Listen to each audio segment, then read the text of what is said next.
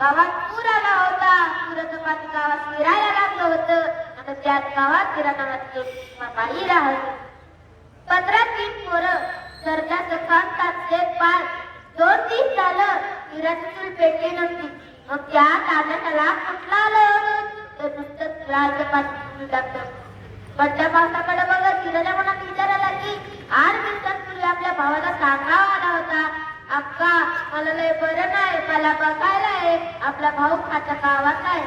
2 वक्तात नाही पण एका वक्तात खायला मिळालं तरी चालेल. तिचा निर्णय पक्का झाला. तिला पडत्या पावसात माहेरी निघाली. तिला माहेर पत्त्याच्या वड्याच्या पलीकडे होतं. ती काठावर उभी राहिली. आई त्या पाण्यात कसं जायचं बघ. तिच्या मुलगी एवढा आणि कोणाच्या कमरे एवढं पाणी लागत होतं. कशी ती पाण्याच्या काठावर आली. तिला आता आपल्या माहेरच्या गावात पोचली. कडेला मैदा घालून पुढे गेली आणि भावाच्या दारात उभी राहिली. तिराचा भाऊ नाही तो नुकताच जेवला होता. तो अंदाज पांढरं झालं होतं आणि बहन तिने दिसली जसं बायकोला म्हणाला, अगं अक्का ये अक्का. भावानं तोंड भरत स्वागत केलं. असल्या पावसात कसा आला तुला सांग. दादाला बरं नाही सांगावं मिळाला. आत्म्याला काही पडलं नाही मग हवं वाटलं म्हणून आलो. अवधी वाटला या गोष्टीला आता 8 दिवस झालं की यायचं होतं तर 8 दिवसामध्ये का नाही आला बरं. तिला काय बोलायचं कळणार तरी ती म्हणाली यायचं होतं वैने राहून गेला बा. कसा बोलत चहा करते तिकडे भर पावसाचा बोलू लागला. काय सांगू दादा पावसानं नुसतं त्याच्यात दान दिली हवं. जन्माचा वैरी झालाय. शेतात पीक राहिलं नाही. असाच पाऊस राहिला तर घरात पाणी. अगा गावा नाही झाली 10-4 दिवस.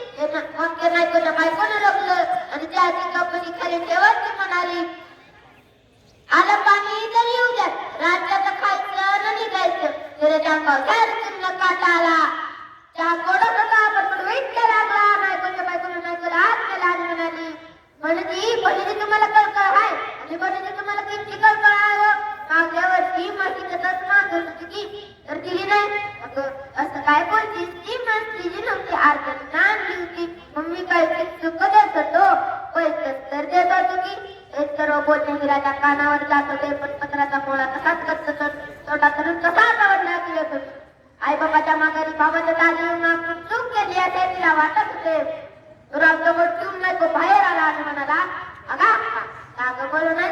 अगं तुला आठवते का ग 10 कष्टाला आपण मोठ्याच्या वेळेवर धुवायला गेलो होतो तेव्हा मी वाहून चाललेलो तेव्हा तू मला नाही का वाचवलं. मला वाचवत नसतं तर काय झालं असतं वाचत. अरे दादा कशाला मागच्या गोष्टी काढतोस. मला आला जायला हवं. घरात पाणी येईल नाही मला काय बोलायचं कळणार. त्याने तिचा भाग घातला. 5 रुपयाची नोट काढली आणि त्याने तिच्या हातातली घरातील शिल्लक दिली आणि येतो दादा बोलून म्हणत तिला पाठी झाली आणि ती पत्त्याच्या काठावर आणि वड्याला हात जोडून म्हणाली पाठचा भाऊ परका झाला तू होऊ नको लेखाच्या. कसं बी जाऊ पण आपल्या घरला जाऊ. आपलं घर ते आपलंच असतं असं म्हणत सध्याला आणि सतीला वड्याच्या काठावर नेऊन सोडलं आणि परत पत्रत त्याने त्याला घट्ट बांधलं आणि देवाला हात जोडून म्हणाली का रे देवा माझं तत्व मानलंय. तू गावाला कधी मारला तुला सुद्धा सांगितलं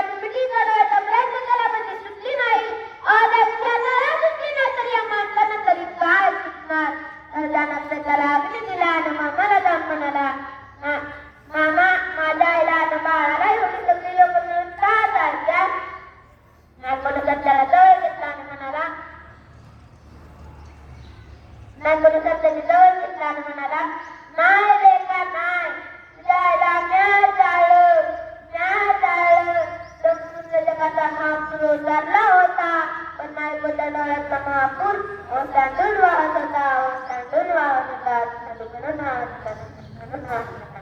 धन्यवाद.